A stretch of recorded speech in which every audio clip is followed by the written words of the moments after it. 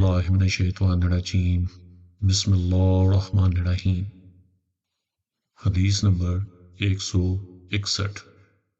انہوں نے ابو ہریرہ رضی اللہ عنہ سے سنا، وہ نبی کریم صلی اللہ علیہ وسلم سے نقل کرتے ہیں کہ آپ صلی اللہ علیہ وسلم نے فرمایا، جو شخص وضو کرے اسے چاہیے کہ ناک صاف کرے، اور جو پتھر سے استنجا کرے اسے چاہیے کہ طاق عدد یعنی 1 یا 3 یا 5 ہی سے کرے۔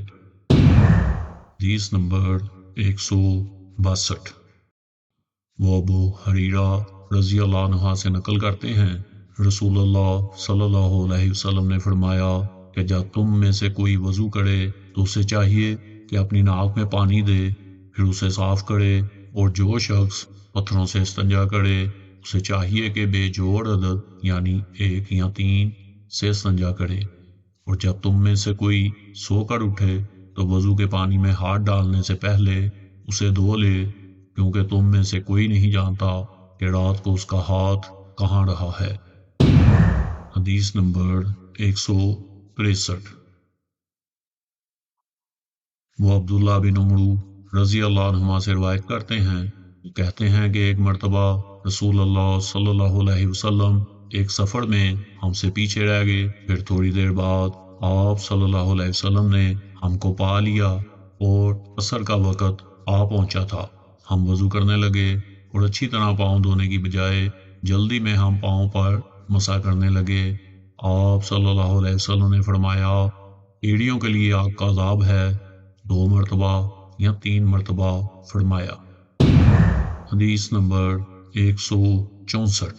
انہوں نے عثمان رضی اللہ عنہ کو دیکھا کہ انہوں نے وضو کا پانی منگوایا اور اپنے دونوں ہاتھوں پر برتن سے پانی لے کر ڈالا، پھر دونوں ہاتھوں کو 3 دفعہ دھویا، پھر اپنا دانا ہاتھ وضو کر کے پانی میں ڈالا، پھر کلی کی، پھر ناک میں پانی دیا، پھر ناک صاف کی، پھر 3 دفعہ اپنا منہ دھویا اور کوہنیوں تک 3 دفعہ ہاتھ دھوئے، پھر اپنے سر کا مسح کیا، پھر ہر ایک پاؤں 3 دفعہ دھویا، پھر فرمایا، میں نے رسول اللہ صلی اللہ علیہ وسلم کو دیکھا کہ آپ میرے اس وضو جیسا وضو فرمایا کرتے تھے، اور آپ صلی اللہ علیہ وسلم نے فرمایا کہ جو شخص میرے اس وضو جیسا وضو کرے اور حضور قلب سے 2 رکعت پڑھے جس میں اپنے دل سے باتیں نہ کرے، تو اللہ تعالیٰ اس کے پچھلے گناہ معاف کر دیتا ہے۔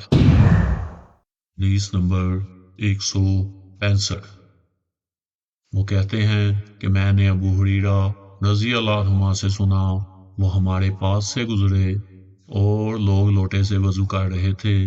آپ نے کہا، اچھی طرح وضو کرو، کیونکہ ابو القاسم صلی اللہ علیہ وسلم نے فرمایا، خشک ایڑیوں کے لیے آگ کا عذاب ہے۔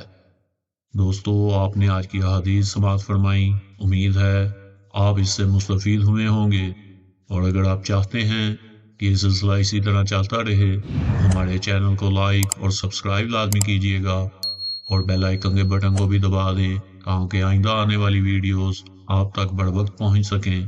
تب تک کے لیے مجھے اجازت دیں۔ اللہ حافظ۔